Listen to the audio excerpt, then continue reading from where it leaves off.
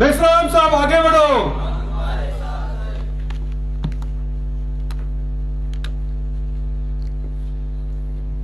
साथियों,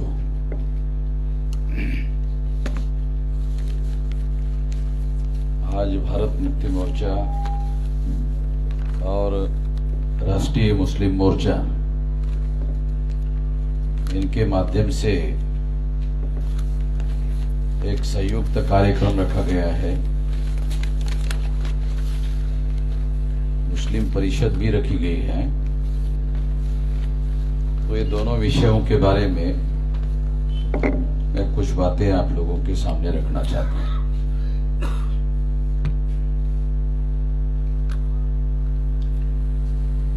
सबसे पहले मैं ईवीएम मशीन के बारे में कुछ बातें आप लोगों को रखना चाहता हूं, जो अभियान हम लोग चला रहे हैं। आप लोगों को जानकारी होगी कि ईवीएम मशीन के बारे में हम लोगों ने कश्मीर से कन्याकुमारी तक ईवीएम भंडाफोड़ परिवर्तन यात्रा निकाली थी और आंध्र प्रदेश तक इसको हमने पहुंचाया था। आंध्र प्रदेश से मैं तमिलनाडु और केरला में प्रवेश करने वाला था, जिसके माध्यम से कन्याकुमारी हम पहुंचने वाले थे। इतने में कोविड की वजह से केरला और तमिलनाडु में पाबंदी लगाई गई।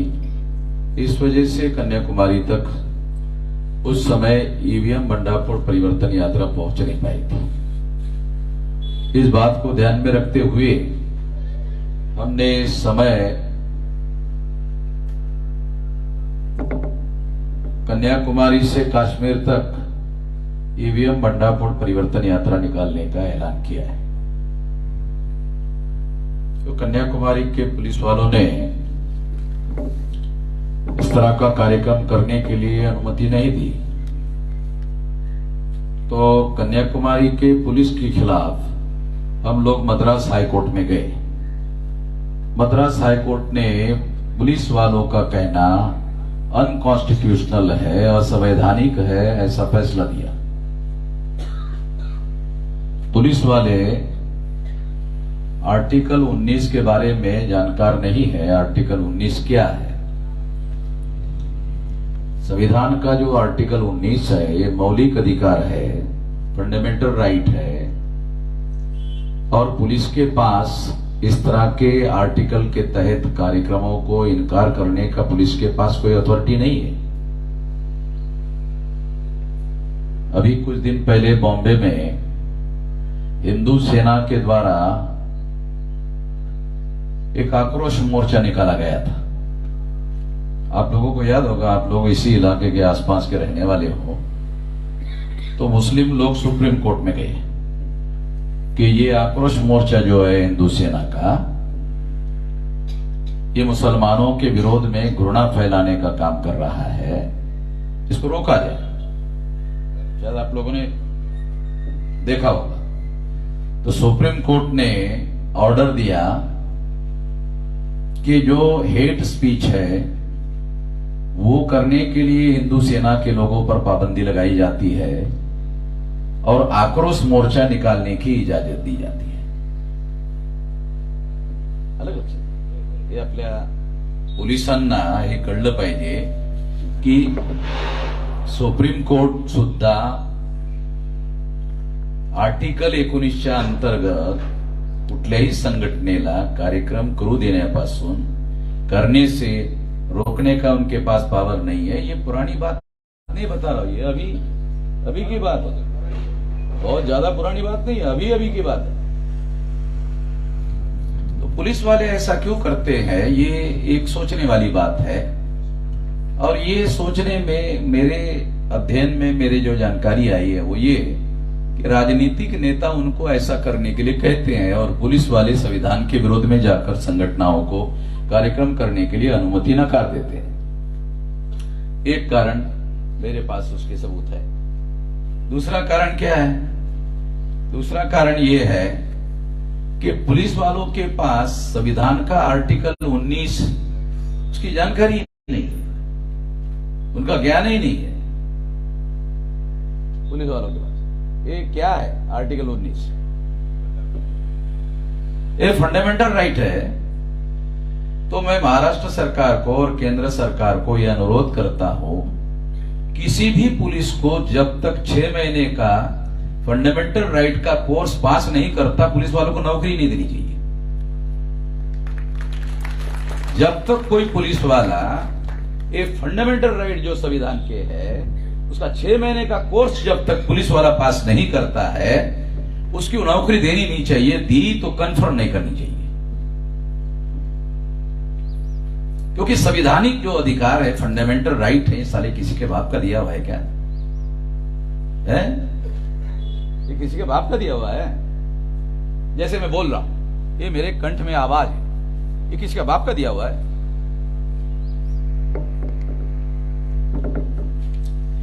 रोकने के लिए ये संविधान का फंडामेंटल राइट जो है, ये भी हमारे लोगों को समझ में नहीं आता। राइट और फंडामेंटल राइट में क्या फर्क होता है? एक राइट होता है, एक फंडामेंटल राइट होता है। अब एक फंडामेंटल राइट है, राइट टू लिव, जीने का अधिकार, ये पुलिस का दिया हुआ है। ये जीने का अधिकार ये पुलिस का दिया हुआ है हमको अधिकार।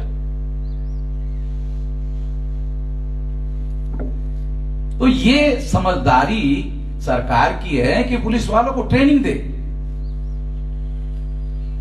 अभी तो मैं यहां बोल रहा हूं, अभी होम मिनिस्टर को और प्रधानमंत्री को चिट्ठी लिख रहा हूं, लिखित रूप से एक ट्रेनिंग दिया जाए पुलिस वालों को।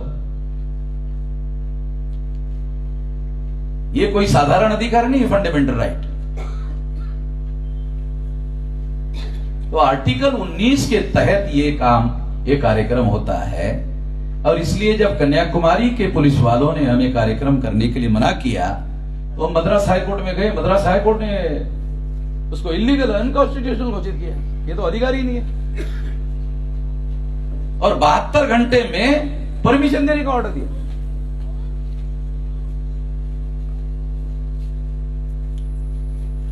मैं आप लोगों को इसलिए बता रहा हूं कि मैं एक काम करने का मेरा तरीका है, वो है संविधान के दायरे के बाहर जाकर मैं काम नहीं करता हूं। कानून और संविधान के दायरे के अंदर रहकर काम करने का मेरा तरीका है। यदि मेरे काम को किसी ने भी रोक लगाने की कोशिश की तो मैं किसी की नहीं सुनता, पुलिस की तो बिल्कुल ही नहीं सुनता। तो मैं इसके लिए सुप्रीम कोर्ट तक भी जा चुका हूं। और खुशी की बात है, सुप्रीम कोर्ट के ऑर्डर हमारे फेवर में। मेरे पास ऑल इंडिया में वकीलों का संगठन है, वकीलों का नेशनल लेवल का संगठन है। वकीलों को मुझे एक नया पैसा नहीं देना पड़ता। वकीले सोई में चंदा लेता हूं। थोड़ा आप लोगों को मालूमात हो, मैं वकीलों से एक नया पैसा नहीं देता, वकीले सोई चंदा लेता हूं। क्यों? मैं टाटा बिरला अंबानी से थोड़ी पैसा लेता हूं। तो सुप्रीम कोर्ट में जो बड़े वकील है वो भी वहां हमारे लिए मुफ्त में खड़े हो जाते हैं। क्यों? न्याय की बात है, न्याय की बात है, संवैधानिक मौलिक अधिकार की बात है। तो इसलिए मैं आप लोगों को यह बात बता रहा हूं, समझाने का प्रयास कर रहा हूं। ईवीएम मशीन जो है, इसके विरोध में हमने ये जागरण अभियान चलाया। अभी ये दूसरा परिवर्तन यात्रा का काम हमने शुरू किया। और ये दूसरा परिवर्तन यात्रा जो है, अभी अलग अलग राज्यों में ये सारे देश भर में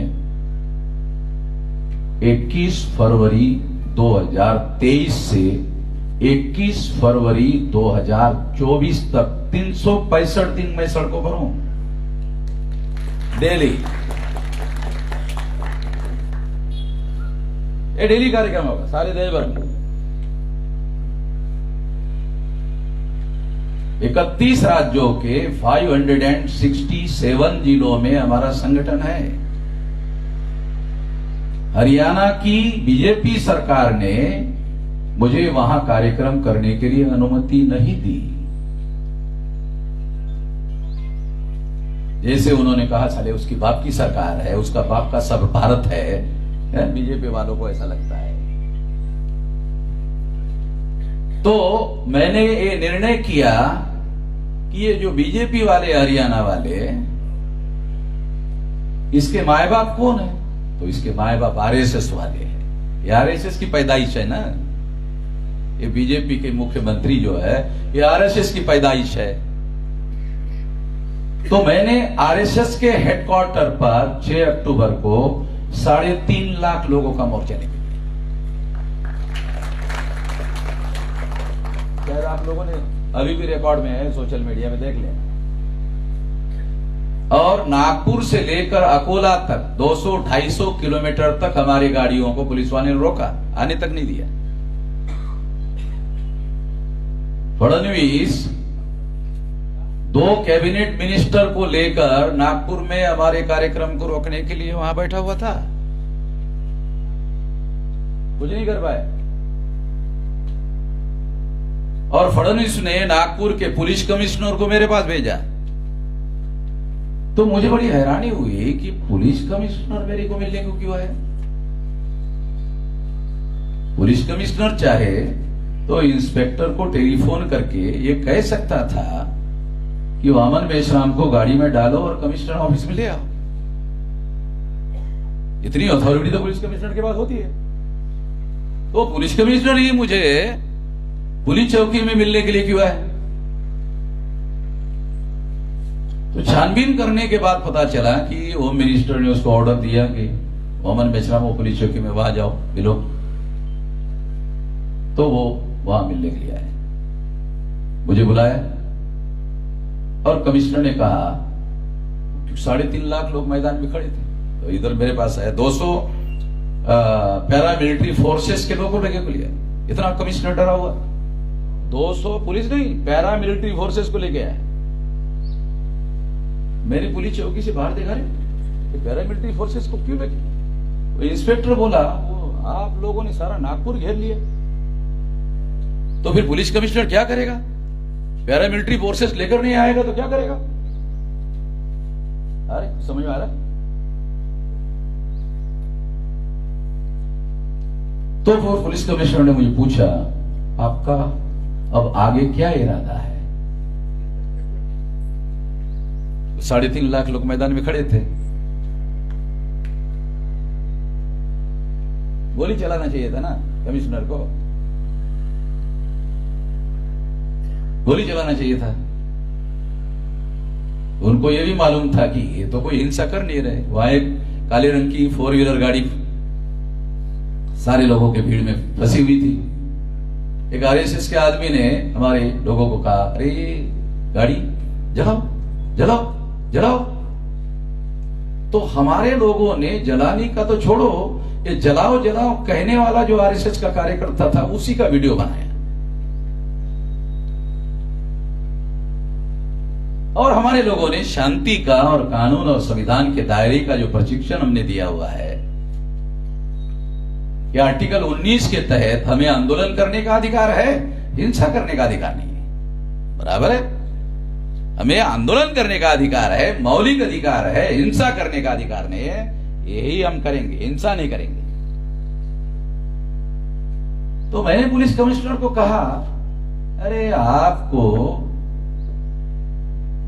वो लोग कंट्रोल नहीं हो रहे, 8,500 पुलिस आपने बुलाई है, 8,500 पुलिस,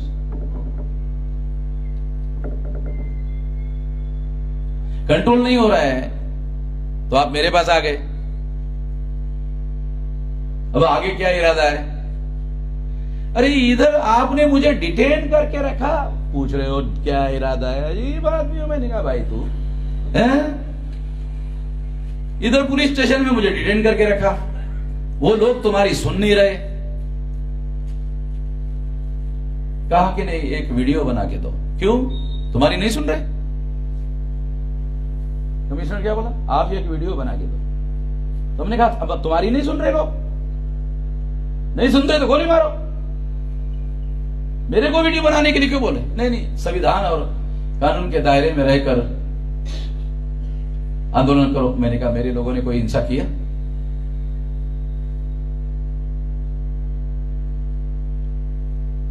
तो मैं आप लोगों को यह बताना चाहता हूं कि हम लोग, हरियाणा की गवर्नमेंट ने हमारे आर्टिकल 19 के तहत कार्यक्रम करने से रोका, तो ये आरएसएस की औलाद जो है मुख्यमंत्री वहां है, उसके माए बाप जो है आरएसएस के लोग नागपुर में बैठते हैं ना, उनको पकड़ने के लिए गया वहां। फडणवीस ने आरएसएस के हेडक्वार्टर पर मैसेज दिया, ये बहुत लाखों संख्या में लोग हैं और ये नियंत्रण के बाहर है, ये कभी भी आरएसएस के हेडक्वार्टर पर आ सकते हैं, आप लोग आरएसएस के हेडक्वार्टर पर लॉक लगाओ और भाग जाओ। तो आरएसएस के हेडक्वार्टर के लोग उस दिन लॉक लगाकर भाग गए। ये हरियाणा की सरकार के जो चलाने वाले लोग हैं, उनके माए बाप जो है ना, वहां उनकी गच्ची पकड़ने के लिए गया था। साले बच्चों को क्या पकड़ने का, साले बाप को पकड़ो, बच्चे तो अपने आप जमानत के लिए आ जाएंगे।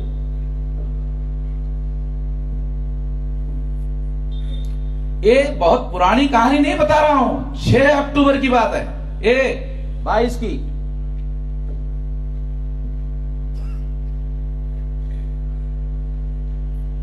मैं इसलिए आप लोगों को यह बता रहा हूं, कानून और संविधान के अंदर रहकर हम काम करेंगे और किसी ने भी रोकने की कोशिश की, किसी की भी नहीं सुनेंगे। और पुलिस वालों की तो बिल्कुल भी नहीं सुनेंगे। यदि वो हमारे आर्टिकल 19 का उल्लंघन करने की कोशिश करेंगे तो बिल्कुल भी नहीं सुनेंगे।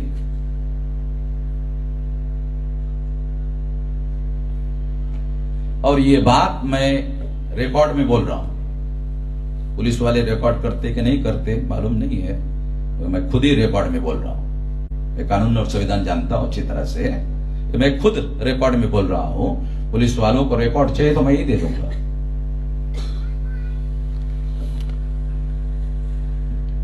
फोर्टी 7 साल से हम लोग सारे देश भर में लड़ रहे हैं भाई। ये 567 जिलों में संगठन है, छोटा मोटा बच्चों का खेल नहीं कर रहे, पूरी जिम्मेदारी के साथ काम कर रहे हैं।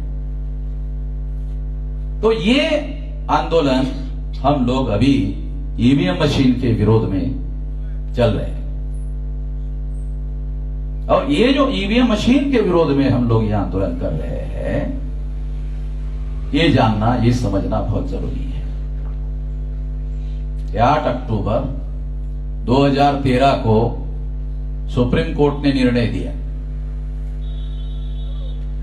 क्या निर्णय दिया? केवल ईवीएम मशीन के द्वारा फ्री, फेयर एंड ट्रांसपेरेंट चुनाव नहीं हो सकता। फ्री यानी मुक्त चुनाव नहीं हो सकता, फेयर यानी निष्पक्ष चुनाव नहीं हो सकता, ट्रांसपेरेंट यानी पारदर्शी चुनाव नहीं हो सकता। कौन कह रहा है? सुप्रीम कोर्ट कह रहा है। कौन कह रहा है? सुप्रीम कोर्ट कह रहा है। 8 अक्टूबर 2013 को सुप्रीम कोर्ट ने यह जजमेंट में लिखा, प्यारा नंबर 29 में लिखा, पढ़ लो आप लोग। जब सुप्रीम कोर्ट कह रही है कि ईवीएम मशीन के द्वारा फ्री, फेयर एंड ट्रांसपेरेंट चुनाव नहीं हो सकता, तो तुम और हमको क्या अधिकार है हो सकता कहने का? सुप्रीम कोर्ट कह रही है ना। चुनाव आयोग तो कह ही रहा था कि घोटाला नहीं होता। सुप्रीम कोर्ट के वकील ने वहां बहस किया, सुप्रीम कोर्ट ने चुनाव आयोग के वकील की बात को नहीं माना और सुप्रीम कोर्ट ने कहा ईवीएम मशीन के द्वारा फ्री, फेयर एंड ट्रांसपेरेंट चुनाव नहीं हो सकता। और फ्री, फेयर एंड ट्रांसपेरेंट चुनाव संपन्न कराने के लिए इस मशीन को एक और मशीन लगानी होगी। उस मशीन का नाम है paper trail. Paper trail machine लगाने का ऑर्डर दिया।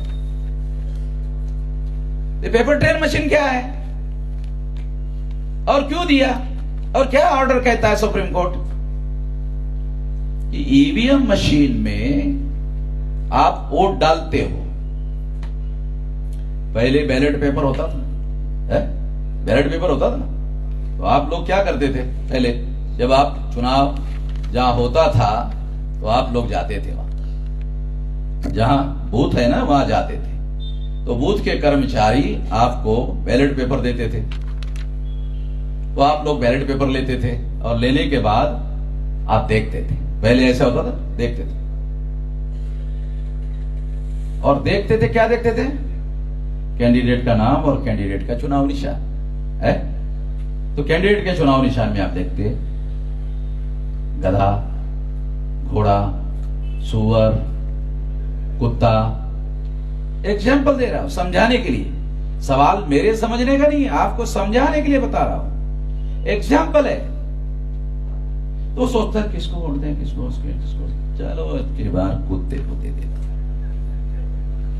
तो वो शाही होती थी ना, लग गया है। और फिर कुत्ते को ऐसा बराबर लग गया, करते थे ना। जो रियल है वो बता रहा हूं। हाँ बराबर लग गया है, सही जगह पर लग गया है। फिर ऐसा फोल्ड करके आप इसको फोल्ड करते थे और फोल्ड करने के बाद बैलेट बॉक्स में डालते थे। अरे ध्यान नहीं रहा, देख के फिर उसको डालने के बाद ही निश्चित होकर, गारंटी से निश्चित होकर, मेरा वोट हो गया है। ऐसा होता था। अब देखो ईवीएम में क्या होता है, मतलब आपको कंपेरेटिव बता रहा हूं। ईवीएम में क्या होता है? अब आप बटन दबाते हो, बटन दबाने के बाद तो बैलेट पेपर में तो आंखों से देखते थे, अब आप बटन दबाते हो, किसको वोट गया ऐसा दिखाई नहीं देता। अरे कहां गया भाई? तो जो चुनाव आयोग का बाबू है ना, वो बोलता था हो गया, हो गया, हो गया, जाओ। वो इधर जाता, अरे इधर नहीं, इधर जाओ, इधर रास्ता है, होता नहीं। तो आंखों से दिखाई नहीं देना, ईवीएम मशीन ट्रांसपेरेंट नहीं है, पारदर्शी नहीं है, एविडेंस था। और इसलिए सुप्रीम कोर्ट ने 8 अक्टूबर 2013 को कहा कि ईवीएम मशीन ट्रांसपेरेंट नहीं है, पारदर्शी नहीं है, आर पार दिखाई नहीं देता। ईवीएम मशीन में वोट चला जाता है, ईवीएम मशीन में जाने के बाद उसका क्या होता है किसी को पता नहीं चलता। वो मशीन में जाने के बाद किसी और पार्टी के नाम पर जमा हो रहा है या जिसको उसने वोट दिया उसी के नाम पर जमा हो रहा है, इसकी कोई गारंटी नहीं है। बैलेट पेपर में क्या होता था? बैलेट पेपर में आप आंखों से देखते थे, अपने चॉइस पर ठप्पा लगाते थे, अपने हाथ से फोल्ड करते थे, अपने हाथ से डालते थे और 200% इंश्योर करते थे मैंने जिसको वोट दिया उसी के नाम पर जमा हो गया है। और फिजिकल वेरिफिकेशन करना चाहते हो तो रिकाउंटिंग का भी कानून था। अगर कोई कैंडिडेट चुनाव हार गया तो वो कहता था कलेक्टर को कि मुझे ये रिजल्ट मंजूर नहीं है, रिकाउंटिंग किया जाए। रिकाउंटिंग होता था, रिकाउंटिंग 100% होता था और कभी कभी हारा हुआ कैंडिडेट जीत जाता था, है ना? अभी पता है ना आप लोगों को, ये रिकॉर्डेड बातें चुनाव आयोग के रिकॉर्ड के आधार पर बोल रहा हूं, काल्पनिक बातें नहीं कह रहा हूं, डॉक्यूमेंट्री एविडेंस के आधार पर बोल रहा हूं। जब से ईवीएम आई कभी हारा हुआ आदमी जीता ही नहीं। बैलेट पेपर में हारा हुआ आदमी कभी कभी जीत जाता था। जब से ईवीएम आई, ईवीएम के बाद हारा हुआ आदमी कभी जीता ही नहीं। अरे इससे कैसे हो गया भाई, ऐसे कैसे दुनिया बदल गई? कोई रिकॉर्ड अवेलेबल नहीं है, चुनाव आयोग के पास कोई रिकॉर्ड अवेलेबल नहीं है। इसलिए रिकाउंटिंग के लिए सुप्रीम कोर्ट ने ऑर्डर दिया कि ईवीएम मशीन में जो वोट जाएगा तो पेपर ट्रेल मशीन में जब वोट आप करोगे उसके बाद, अभी क्या हो रहा है, अभी चेंज हो गया। अभी आप वोट डालते हो, अब केवल ईवीएम मशीन में नहीं जाता, अब पेपर ट्रेल में भी जाता है। अब दो जगह वोट होता है, एक इलेक्ट्रॉनिक वोटिंग जो आंखों से दिखाई नहीं देता, एक पेपर ट्रेल का कागज का टुकड़ा स्टैंप लगा हुआ, वो कागज का टुकड़ा बाहर आके गिर जाता है बैलेट बॉक्स में, वो फिजिकल एविडेंस होता है। इलेक्ट्रॉनिक वोटिंग मशीन में कभी कोई फिजिकल वेरिफिकेशन, फिजिकल एविडेंस नहीं होता था, और जिस मशीन में फिजिकल एविडेंस नहीं होता था उसका कोई फिजिकल वेरिफिकेशन नहीं होता। कितने लोगों को समझ में आता है? फिजिकल एविडेंस ही नहीं है तो फिजिकल वेरिफिकेशन कहां से होगा? अरे फिजिकल वेरिफिकेशन के लिए फिजिकल एविडेंस होना चाहिए, फिजिकल एविडेंस होगा तो फिजिकल वेरिफिकेशन होगा। फिजिकल एविडेंस ही नहीं है तो फिजिकल वेरिफिकेशन कैसे होगा? अगर फिजिकल वेरिफिकेशन नहीं होगा तो कांग्रेस का वोट बीजेपी में जमा हो रहा है, बीजेपी का वोट कांग्रेस में जमा हो रहा है, वेरीफाई कैसे करे, कैसे करे? इसलिए सुप्रीम कोर्ट ने पेपर ट्रेल मशीन लगाया। पेपर ट्रेल मशीन से क्या होता है? अब दो जगह वोट पड़ते हैं, एक जगह इलेक्ट्रॉनिक वोटिंग मशीन में, एक जगह पेपर ट्रेल में। पेपर ट्रेल में कागज होता है, जो कैंडिडेट हार जाएगा अगर उसको मंजूर नहीं है तो वो एप्लीकेशन करेगा कलेक्टर के पास कि मुझे पेपर ट्रेल मशीन के कागजों की रिकाउंटिंग करनी है। सुप्रीम कोर्ट ने ऑर्डर दिया, करना होगा। रिकाउंटिंग का मतलब है 100%। हो गया? आगे ये ऑर्डर है 8 अक्टूबर 2013 का। ये अखबार में खबर आनी चाहिए था ना, 9 अक्टूबर 2013 के अखबार में खबर आनी चाहिए थी ना। कोई खबर नहीं आई, किसी मीडिया ने खबर नहीं दी। अरे फ्रंट पेज पर खबर देने वाली थी, पिछवाड़े अखबार के पिछवाड़े में भी नहीं छापा। इसलिए किसी एमएलए को मालूम नहीं, किसी एमपी को मालूम नहीं। वो ये कहते कि ईवीएम में कोई गड़बड़ी हो ही नहीं सकती। अरे सुप्रीम कोर्ट कह रहा है भाई हो सकती है, तेरे पास अथॉरिटी नहीं है कॉन्स्टिट्यूशनल, सुप्रीम कोर्ट के पास अथॉरिटी है कॉन्स्टिट्यूशनल। उसने वेरीफाई किया और वेरिफिकेशन के आधार पर कहा हो सकती है। तो जब सुप्रीम कोर्ट ने कह दिया तो तेरे नहीं हो सकती। साले गधे की औलाद है? नहीं हो सकती। सुप्रीम कोर्ट है ना कॉन्स्टिट्यूशनल अथॉरिटी। कितने लोगों को पता है कि सुप्रीम कोर्ट का दिया हुआ order as per the provision of the constitution कानून का दर्जा हासिल है। सुप्रीम कोर्ट का ऑर्डर देश में कानून का दर्जा हासिल है, यानी वो कानून है, लॉ ऑफ द लैंड है, मानना होगा, बंधन कारक है, नहीं तो अपराध हो सकता है, नहीं मानोगे। इसका मतलब यह है कि सुप्रीम कोर्ट ने जब कहा कि ईवीएम में घोटाला हो सकता है, गड़बड़ी हो सकती है, उसको दूर करने के लिए पेपर ट्रेल मशीन लगाया। पेपर ट्रेल मशीन इस बात का फिजिकल एविडेंस है कि ईवीएम में घोटाला हो सकता है।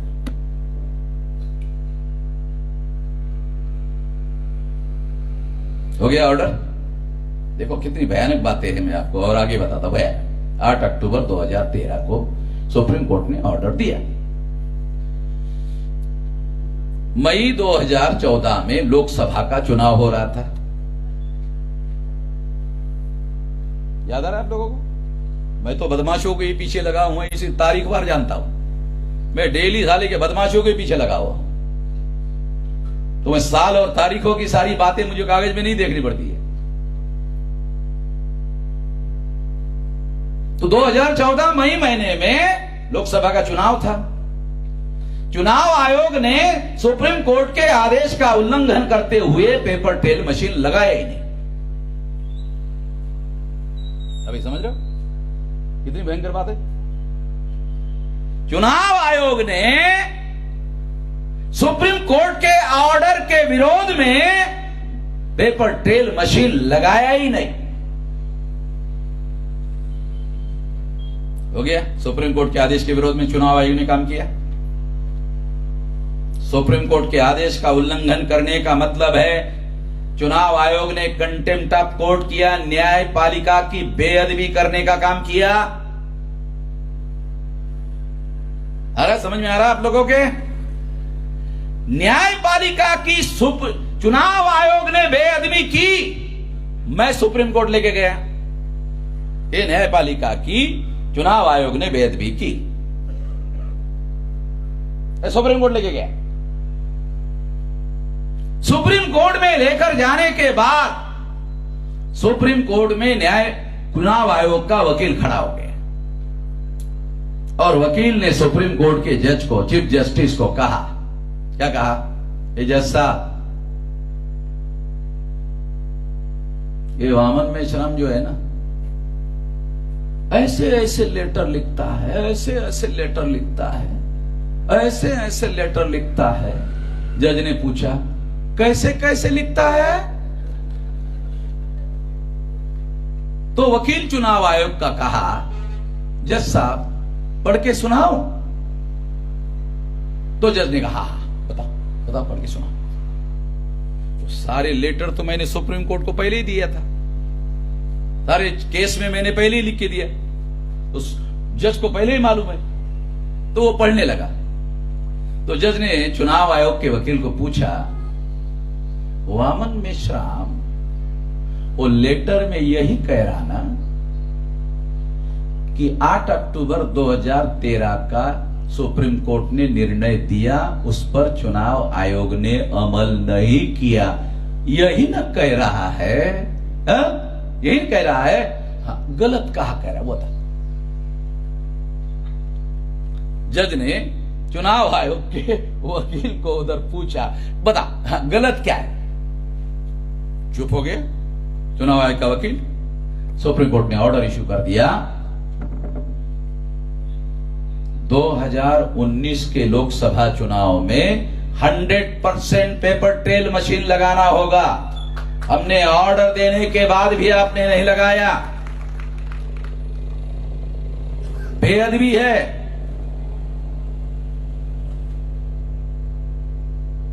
सुप्रीम कोर्ट के पास बहुत पावर है। उस चाहे तो जो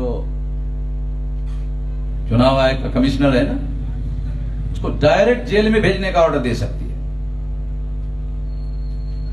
एक्स्ट्रा ऑर्डिनरी पावर है सुप्रीम कोर्ट के पास में। मगर सुप्रीम कोर्ट ने इतना ही कहा, नहीं 100% एयर पेपर ट्रेल मशीन लगाओ 2019 के चुनाव में। अब जब 2019 के चुनाव में पेपर ट्रेल मशीन लगाने का ऑर्डर सुप्रीम कोर्ट ने मेरे केस में दिया, मेरे फेवर में दिया, तो नरेंद्र मोदी तो 2014 के चुनाव में घोटाला करके प्रधानमंत्री बना था। ये तो मैंने उस समय भी कहा था और चुनौती देकर कहा कि नरेंद्र मोदी को मेरी चुनौती है कि तुम घोटाले से बने हुए प्रधानमंत्री हो और तुमको बुरा लगता है तो मेरे खिलाफ एफआईआर दाखिल करके देख ले, फिर मैं प्रूव करता हूं। उस समय का भी मेरे पास रिकॉर्ड है।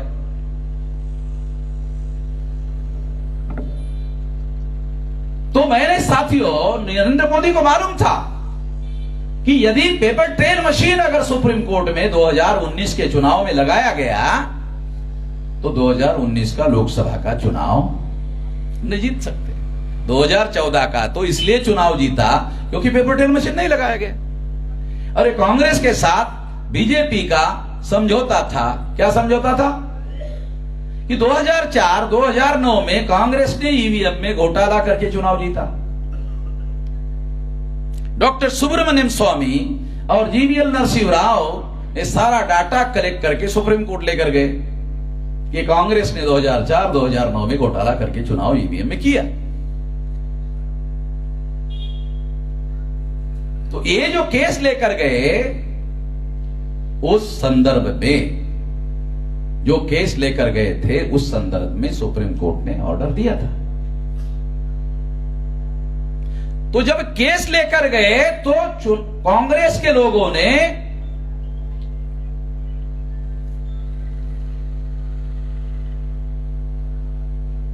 आरएसएस के लोगों से संपर्क किया कि लाल कृष्ण आडवाणी ईवीएम मशीन के विरोध में देशव्यापी रथ यात्रा निकालने वाले हैं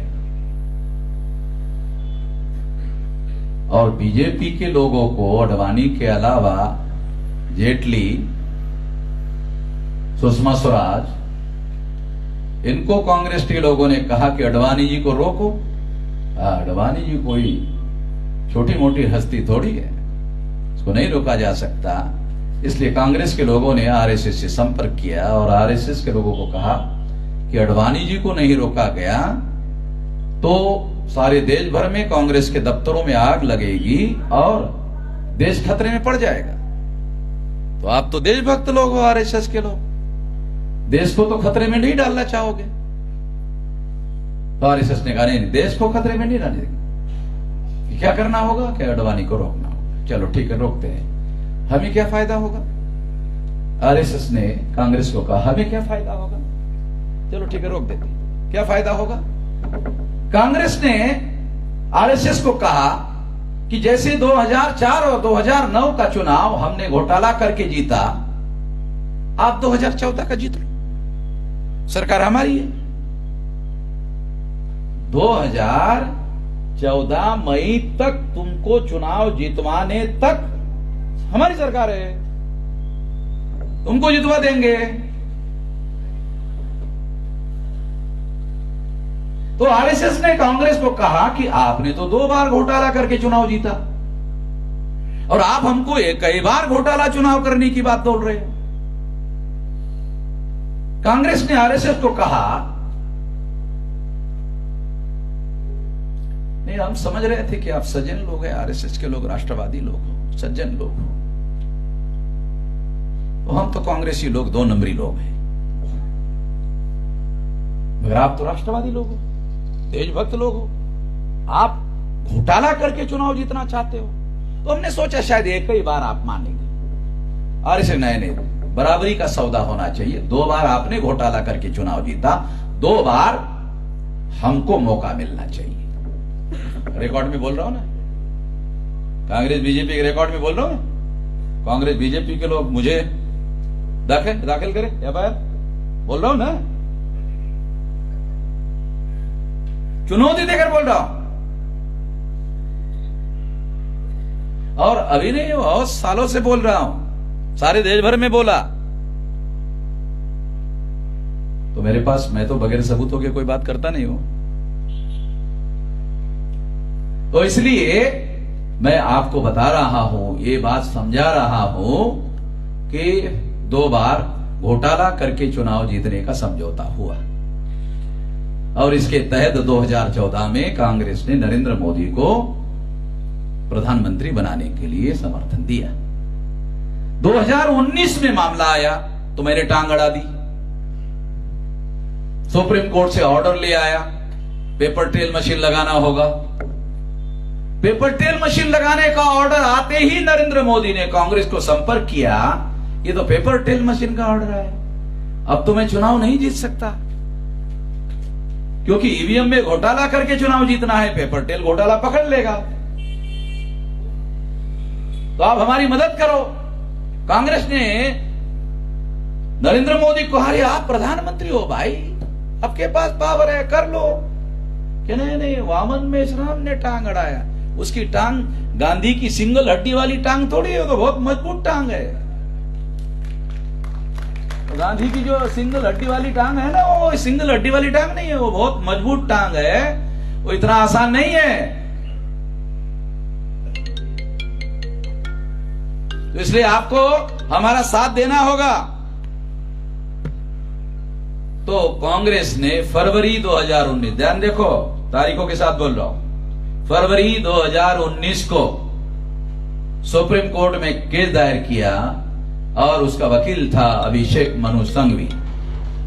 अभी शिवसेना का और इसका बहस चल रही ना, उसमें भी अभिषेक मनु संघवी है ना, अखबारों में पढ़ रहे होंगे ना। अभिषेक मनु संघवी ने फरवरी 2019 को सुप्रीम कोर्ट में केस दायर किया। तो हमारी केस तो थी, हम भी थे उधर सुप्रीम कोर्ट में। और केस में क्या लिखा कांग्रेस ने लिखा, पेपर ट्रेल मशीन में जो कागज का वोट है, उस कागज के वोट के 50% वोट और ईवीएम मशीन के वोट के साथ मिलान करना होगा, मैच करना होगा। मैच करने की डिमांड की। हमारे वकील ने सुप्रीम कोर्ट में कहा, अरे 2017 को 24 अप्रैल 2017 को सुप्रीम कोर्ट ने 100% रिकाउंटिंग का ऑर्डर दिया। तुम 50% की मांग कर रहे हो, पहले से 100% का ऑर्डर है, रिकाउंटिंग का ऑर्डर है, तो तुम 50% की मांग क्यों कर रहे हो? आ रहा, समझ में आ रहा? ये सारा डॉक्यूमेंट्री है, काल्पनिक बातें नहीं कह रहा हूं, डॉक्यूमेंट्री है।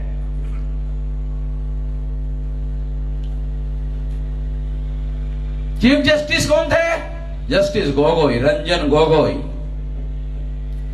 रंजन गोगोई के ऊपर एक औरत ने, मेरा फैसला होने के पहले की बात है, रंजन गोगोई चीफ जस्टिस थे, उस पर आरोप लगाया कि इस जस्टिस ने मेरा विनय भंग किया। ओके, फंस गया फैसला देने वाला जज, फंस गया।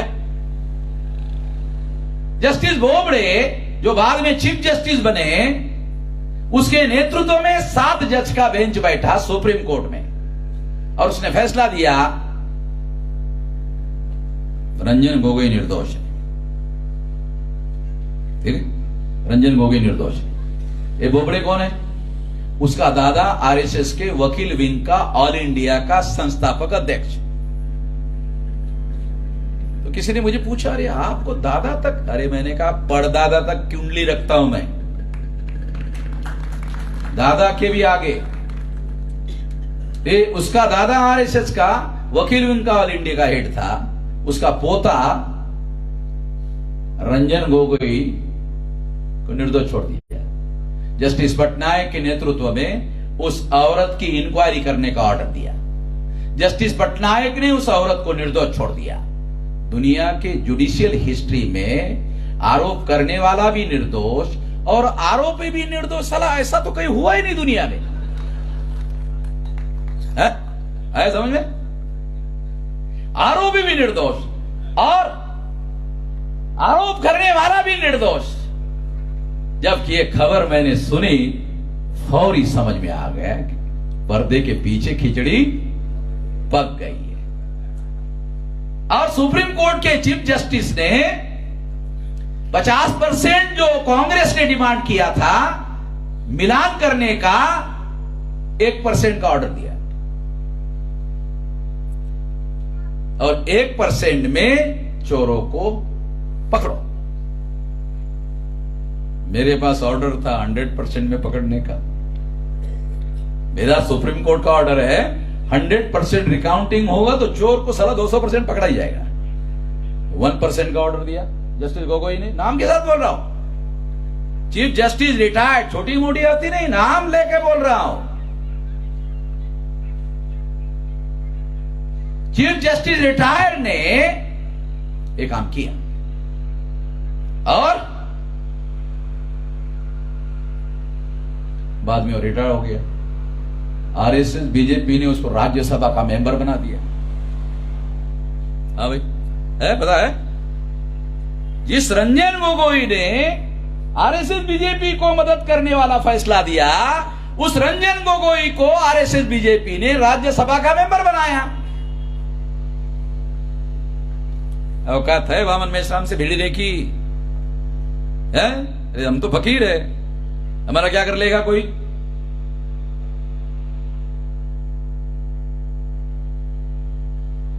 नरेंद्र मोदी कहता मैं फकीर हूं। अरे हम ये जो ये ड्रेस देख रहे हो ने, ये भी लोगों का दिया हुआ है।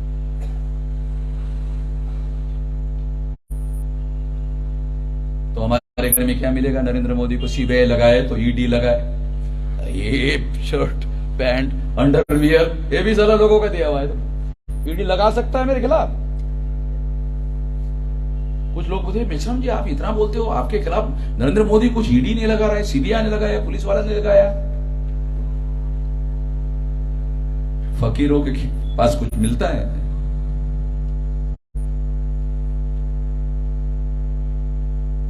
मैं इसलिए लड़ता हूं। लड़ने के लिए ईमानदारी चाहिए ना, योग्यता चाहिए। तो मैं आप लोगों को ये बता रहा हूं, समझाने का प्रयास करता है, पूरा क्रोनोलॉजी समझा रहा। उसके बाद में वो निर्णय आया। मैं ये कहना चाहता हूं कि क्या आप लोगों को कितनी हैरान करने वाली बात है कि एक समस्या है, उसके समाधान के लिए सुप्रीम कोर्ट ने ऑर्डर दिया है पेपर ट्रेल मशीन और रिकाउंटिंग का, तो उसी समस्या का समाधान करने के लिए दूसरा ऑर्डर देने की क्या जरूरत थी सुप्रीम कोर्ट को? बाकायदा ऑर्डर है, एक समस्या है, उसका समाधान करने के लिए सुप्रीम कोर्ट ने ऑर्डर दिया है, दोबारा ऑर्डर देने की क्या जरूरत थी? दोबारा मिलान का ऑर्डर दिया।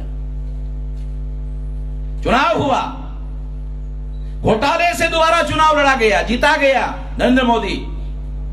सितंबर माह में पेपर ट्रेल मशीन की कागज के चिट्ठी वाली जो मशीनें हैं, चुनाव आयोग ने डिस्ट्रॉय कर दिया। 1% से भी डर रहे तो वामन मेश्राम साले देशद्रोह में फांसी पर चढ़ा देगा चुनाव कमिश्नर को। उनको यह डर लग रहा था कि कई ये मशीनों को सीज करने का ऑर्डर सुप्रीम कोर्ट से वामन मेश्राम ना ले आए कि सीज किया जाए और उसकी रिकाउंटिंग किया जाए। कानून तो मैं जानता हूं ना, क्या क्या करने से क्या क्या होता है।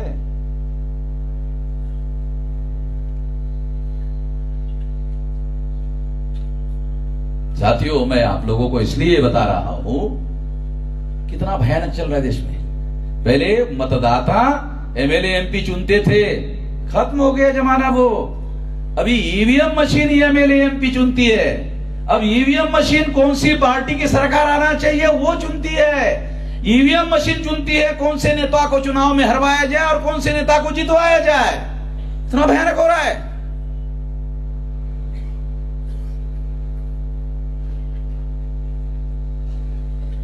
कॉन्स्टिट्यूशन ने मतदाताओं को अधिकार दिया सरकार बनाने का, ईवीएम मशीन को अधिकार नहीं दिया सरकार बनाने का।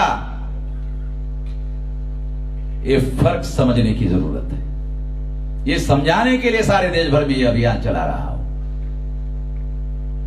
ये केवल अभी चर्चा नहीं, ये भारत बंद करूंगा इस पर। सारे देश का भारत बंद करेंगे, हजारों संगठन मिलकर करेंगे, तमाम लोगों से, पार्टियों से, सब आप लोगों से वार्ता चल रही है। नरेंद्र मोदी 2024 का चुनाव केवल मात्र ईवीएम से जीत सकते हैं, घोटाला करके ही जीत सकते हैं। कोई वजह नहीं है कि वो चुनाव जीत ले, कोई कारण नहीं है।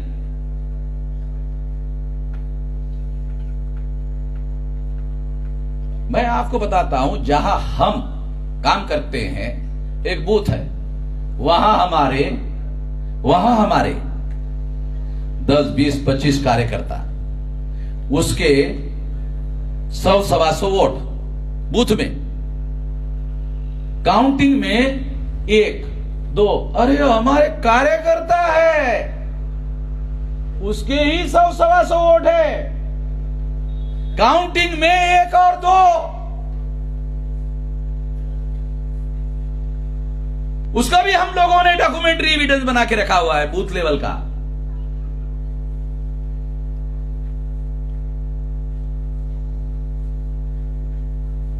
साथियों, तो ये जो ईवीएम मशीन का ये जो घोटाला हो रहा है, तो मेरा ये कहना नहीं है कि ईवीएम मशीन को हटा दो।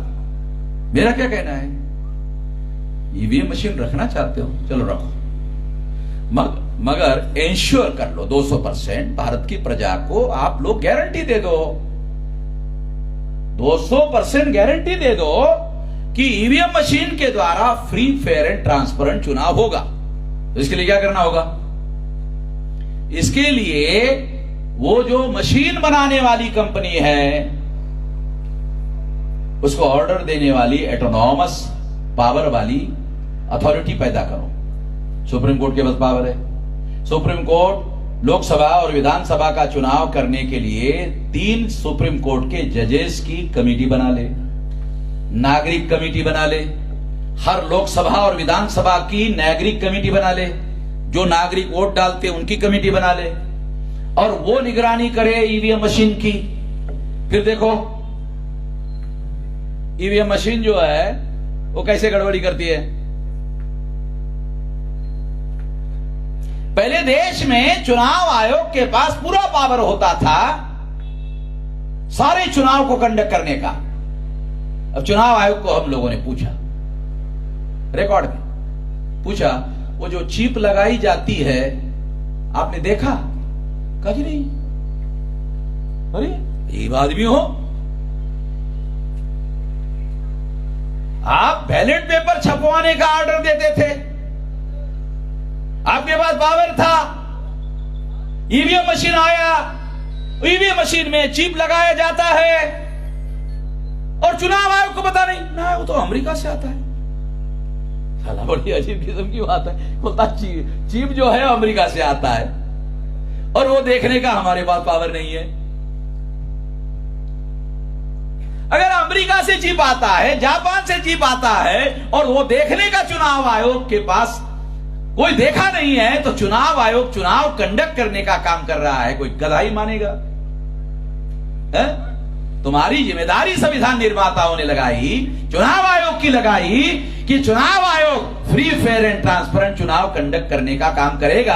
अरे तुमको तो चिप में क्या है यही पता नहीं है, तो तुम कहां से फ्री, फेयर एंड ट्रांसपेरेंट चुनाव करवाओगे? इतना भयानक चल रहा है। अभी इंडिया टुडे में एक रिपोर्ट आया, महंगाई बहुत बढ़ गई है, बेरोजगारी बहुत बढ़ गई है। वो इंडिया टुडे लिख रहा है, मैं नहीं लिख रहा। क्या लिख रहा है इंडिया टुडे? महंगाई बहुत बढ़ गई है, बेरोजगारी बहुत बढ़ गई है, चुनाव नरेंद्र मोदी जीतेगा। बड़ा अजीब किस्म की बात है। इंडिया टुडे जो है वो क्या बोल रहा है? महंगाई बहुत बढ़ गई है, बेरोजगारी बहुत बढ़ गई है, मगर चुनाव नरेंद्र मोदी जीतेगा। अजीब किस्म की बात है। कैसे जीतेगा वो हमें मालूम है कैसे जीतेगा। तो ये जो सारा खेल चल रहा है, ये खेल लोकतंत्र की हत्या करने वाला खेल चल रहा है। और ये लोकतंत्र की हत्या करने वाला जो खेल चल रहा है, इसको हम आज के लेवल पर जागृति करने का काम कर रहे हैं। नवंबर दिसंबर तक भारत बंद किया जाएगा इस मुद्दे पर। अभी ब्राजील के लोग सड़कों पर उतर कर आए थे, ईवीएम के विरोध में ब्राजील के लोग सड़कों पर उतर कर आए थे। दुनिया में किसी देश ने उसका विरोध नहीं किया। सबसे पहला विरोध नरेंद्र मोदी। आप लोग ध्यान नहीं देते हो चीजों को। अरे भाई नरेंद्र मोदी को क्या खुजली हो गई भाई? ब्राजील में ईवीएम में घोटाला हुआ, विरोधी पार्टी के लोगों ने कहा, लाखों लोग वहां संसद को और न्यायपालिका को घेर लिया, सड़कों पर आ गए, नरेंद्र मोदी ने उसके विरोध में बयान दिया। अरे ब्राजील में हुआ, तुमको खुजली क्यों हो रही? क्यों? नरेंद्र मोदी को लगा साला वो फैल गया तो इधर भी फैल जाएगा, भारत में इधर भी फैल जाएगा। दूसरा विरोध किसने किया? अमेरिका ने। अमेरिका ने क्यों किया? क्योंकि अमेरिका चिप प्रोवाइड करता है नरेंद्र मोदी को। हजारों करोड़ रुपया, नरेंद्र मोदी हजारों करोड़ रुपए का बिजनेस जो है वो अमेरिका को दे रहा है। तो ये तो लोकतंत्र की बात नहीं है, तो धंधे की, तो सारी बिजनेस की बात हो गई। तो ये बात साथियों, ये लोकतंत्र जो है ये पूरी तरह से खत्म करने का षड्यंत्र किया गया है ईवीएम के द्वारा। इसके विरोध में हम लोग अभी जागरण में हैं और भारत बंद करेंगे, और इसके लिए जेल में जाने की नौबत पड़ी, जेल में भी जाएंगे, और 2-4 नहीं लाखों लोग जाएंगे जेल में। जेल में जगह नहीं है इतनी, जेल में इतने लोगों को बैठने की जगह नहीं है, बिठाने की जगह नहीं है। मैं तो जेल में जाके, गुजरात के लोगों को गुजरात में डर लगता, मैं गुजरात में जेल में जाके आ गया। गुजरात के पुलिस वालों ने रात के 2 बजे मुझे जेल में डाला। जज ने पुलिस को पूछा, ए वामन मेश्राम कितने बजे पुलिस चौकी में आया था? कहा 4:15 बजे। कितने बजे तक? क्या रात में 2 बजे तक। एफआईआर कितने बजे किया? 2:15 बजे। तो ये 4 और 2 बजे के दरमियान वामन मेश्राम ने कौन सी चोरी, डकैती क्या किया? कहा कि नहीं, वो तो हमारी पोजीशन में था। जब आप ही के पोजीशन में था और कोई चोरी चकारी किया ही नहीं, एफआईआर किसका किया? हाँ भाई, समझ में आया कानून? जज ने वकील को पूछा, वकील मुंह पर देखता रहा। बेल ग्रांटेड, दोबारा कोर्ट में गया नहीं। ठीक है, गुजरात में लोग डरते ना, नरेंद्र मोदी गुजरात में वहां जाके इधर में जाके आया, उसको भी सबक सिखा के आया वहां। तो जो लोग जेल में जाने से डरते हैं, चोरी करके जाने से डरना चाहिए, डकैती करके जाने से डरना चाहिए। जेल में जाने से कौन आदमी छोटा हो गया? गांधी जी जेल में जाते जाते छोटे हो गए? गांधी जी जेल में जाते जाते महान हो गए। महान थे? नहीं थे। 1920 को गांधी जी कौन जानते थे? साउथ अफ्रीका में थे। वो जेल में जाते जाते गांधी जी महान हो गए। जब मैं जेल में गया, असिस्टेंट पुलिस कमिश्नर मेरे पास आया, मेरे पास कुर्सी डाल के बैठा। असिस्टेंट पुलिस कमिश्नर ने मुझे कहा, मेश्राम जी सारे देश भर से टेलीफोन आ रहे पुलिस चौकी में। मैंने कहा क्यों? नहीं, आज तो आप हीरो हो गए। मैंने कहा गांधी ने ठेका ले रखा है हीरो होने का अकेले? अगर मैं हो गया तो आप लोगों को क्यों मिर्ची लग रही है? नहीं, मैं मिर्ची लगने की बात नहीं कह रहा हूं। हमें मालूम नहीं था कि आपका इतना बड़ा संगठन देशव्यापी है, हमें तो पता ही नहीं था।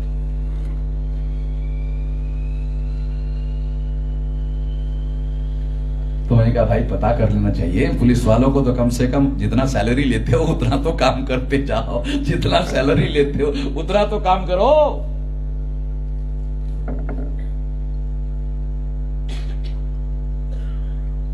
जेल में जाने से हम लोग डरने वाले नहीं है।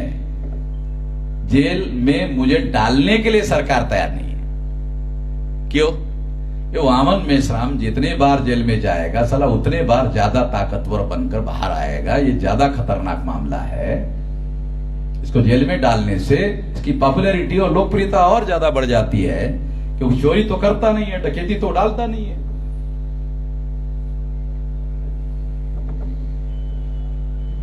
लड़ाई लड़ेंगे, हर गलत बात के विरोध में, हर एंटी कॉन्स्टिट्यूशनल बात के विरोध में लड़ाई लड़ेंगे, छोड़ेंगे नहीं।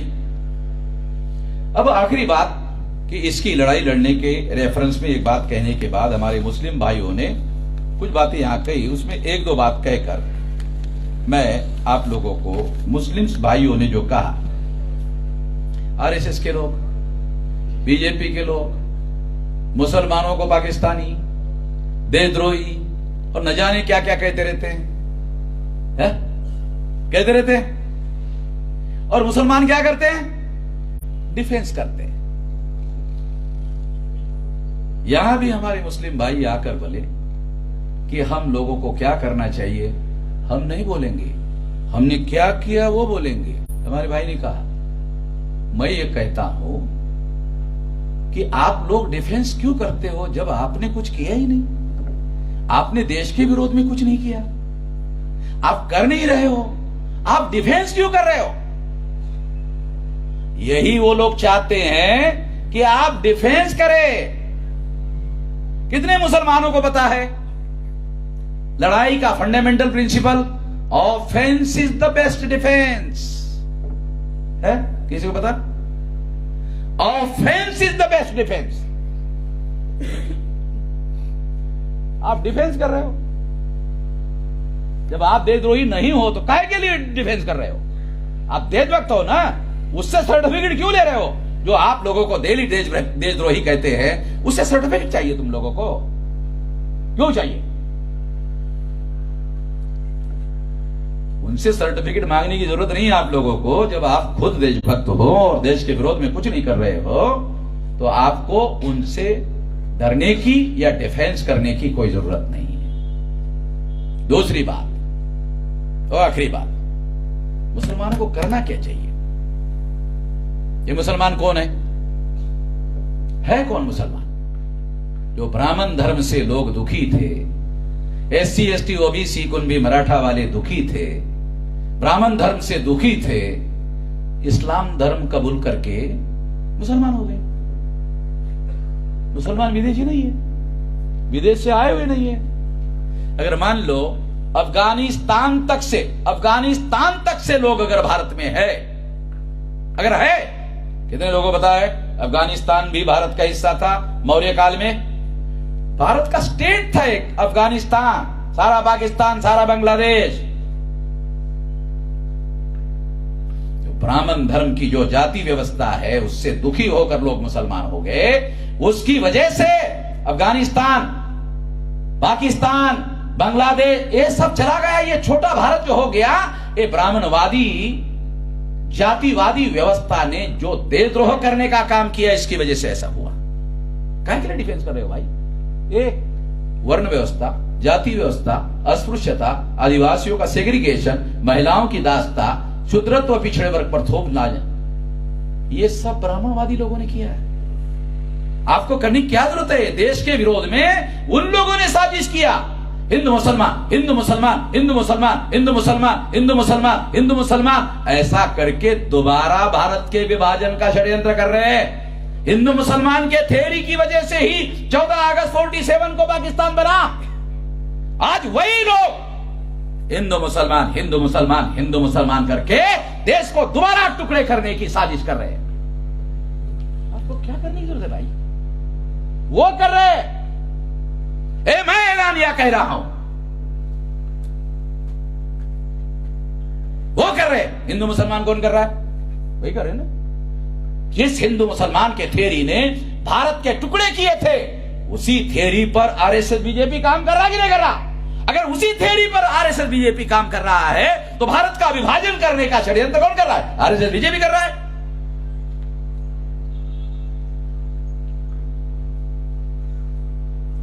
उस समय तो हमारी ताकत नहीं थी रोकने की 14 अगस्त को। अब हमारे पास 2025 तक 674 जिलों में और 2030 तक 6 लाख गांवों का संगठन होगा। देश तोड़ने की साजिश करने वाले लोगों को गधे घोड़े लगाएंगे, समझ रहे? गधे से नहीं मारेंगे, साले घोड़े लगाएंगे, छोड़ेंगे नहीं। हमें मालूम है कौन देशद्रोह करने का काम कर रहा है, कौन नहीं कर रहा है। सारी सबूत हमारे पास है, सारे डॉक्यूमेंट हमारे पास है। इसलिए मुसलमानों को डिफेंस करने की जरूरत नहीं है। मुसलमानों अगर कोई गलत कर रहा है, मुसलमान अगर कोई गलत काम कर रहा है, तो एक काम है, वही मैं मुसलमानों को बता देना चाहता हूं। वो कौन सा काम है? अल्लाह ताला ने कुरान में आदेश दिया, आप अल्लाह ताला को मानते हो, आप कुरान को मानते हो, तो अल्लाह ताला ने कहा मजलूमों का साथ दो, है ना? बोला ना, है कि नहीं? मैं तो अरबी नहीं जानता हूं ना, आप ही के जैसे लोगों ने बताया ना, ये लिखा है कुरान में, मजलूमों का साथ दो। मजलूमों के साथ मिलकर इत्तेहाद करो, और दुनिया में जो भी इनजस्टिस है उसके विरोध में जिहाद करो। बराबर है? ये है आदेश। कुरान का, अल्लाह ताला का। मुसलमानों ने कभी इस देश में ये छानबीन करने की, आइडेंटिफाई करना चाहिए कौन इस देश में मजलूम है। बराबर? अरे हमसे कुरान का आदेश है, मजलूमों का साथ दो, मजलूमों को जगाओ, जोड़ो, इत्तेहाद करो, फिर जिहाद। दुख है अल्लाह ताला का आदेश और कुरान का आदेश मुझे बताना पड़ रहा है, मैं मुसलमान नहीं हूं।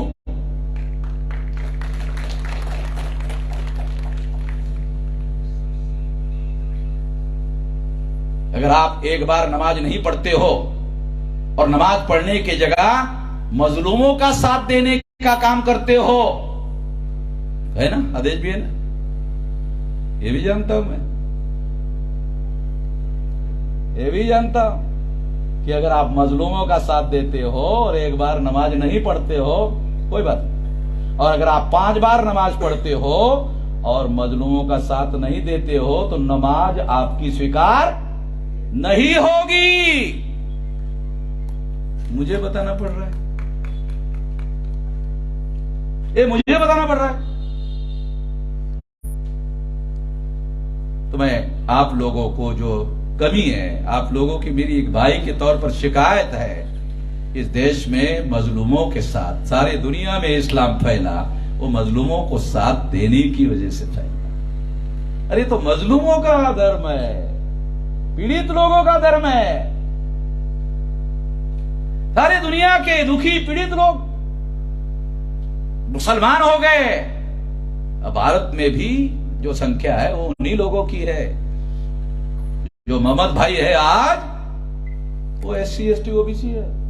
थोड़ा 4-5 पीढ़ी थोड़ा पीछे जाओ, ज्यादा नहीं, 4-5 पीढ़ी पीछे जाओ तो आपको पता चलेगा। क्या आप लोगों को पता है कि DNA का टेस्ट हुआ और मुसलमानों का DNA SC ST OBC से मिला है? किसी को पता? मुसलमानों का DNA SC ST OBC Kunbi Maratha से मिला। अरे और कौन सा आपको सबूत चाहिए? DNA final evidence. इसलिए अपने भाइयों को पहचानो, उनको जगाने का काम करो जितना कर सकते हो, और उनके साथ मिलजुल कर इत्तेहाद यानी एकता कायम करो, और एकता कायम करने के बाद जिहाद करो अन्याय को नाबूद करने के लिए। जिहाद का मतलब क्या है? अन्याय को खत्म करना।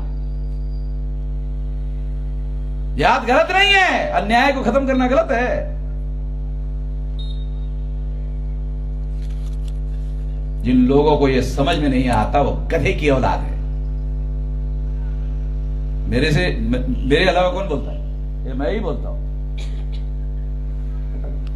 इसलिए साथियों, आप लोगों ने मेरी बात ध्यान से सुनी, तो मैं आप लोगों से यह अनुरोध करता हूं कि इस पर आप विचार करें, इस पर अमल करने का काम करें, और मजलूमों को जगाने का काम करें, जोड़ने का काम करें, इत्तेहाद करने का काम करें, जिहाद करने का काम करें। धन्यवाद।